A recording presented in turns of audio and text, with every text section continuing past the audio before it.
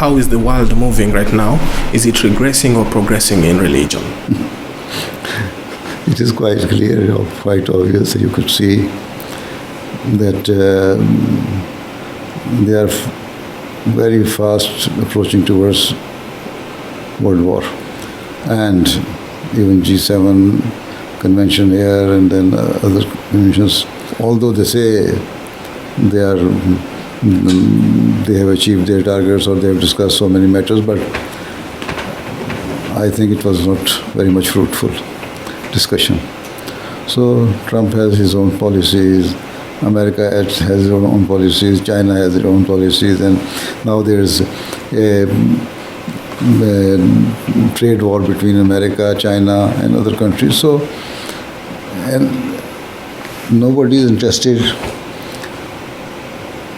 for the betterment of their next generation.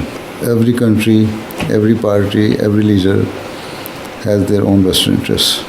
So how can we say we are progressing? Actually, morally we are deteriorating. And at the same time, we are fast going towards world crisis, and the ultimate result of that will be world war.